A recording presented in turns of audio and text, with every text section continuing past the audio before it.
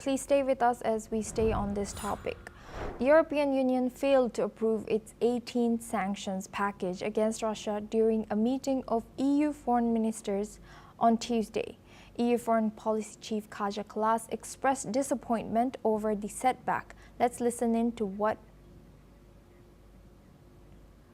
Well, we skip the bite and we move on.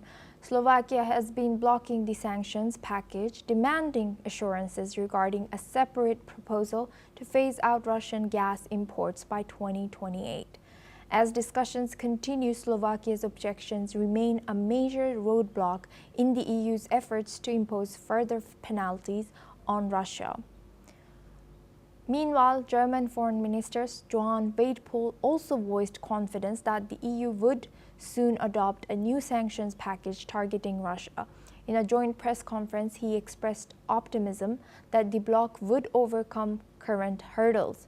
He added that the sanctions would likely be coupled with additional measures from the United States.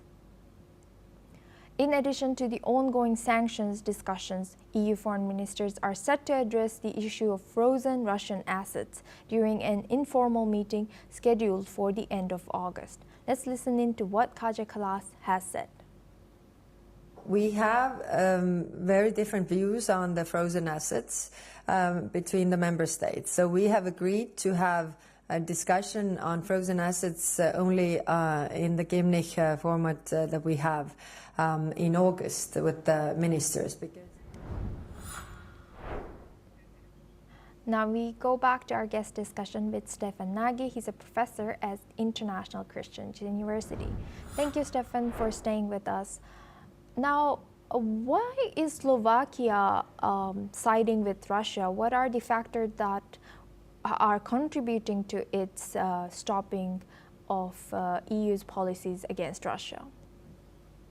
Well, like most Central European states, they're not siding with Russia, they're siding with their own national interests. National interests for Slovakia and other Central European countries is really energy security. Their economies have been inundated by the downward pressure that is associated with more expensive energy costs associated with the war. And as a result, they're making choices that are trying to, ensure that the European Union makes decisions that don't further negatively impact their economies. I don't think this is brain surgery. It's actually quite realistic. And many countries have been faced with downward pressure on their economies because of the increased cost of energy.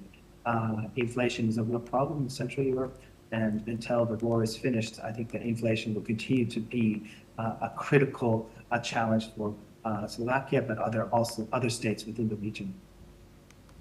Thank you, Stefan, for sharing, Professor Stefan, for sharing that insight. Please stay with us as we stay on this topic. NATO Secretary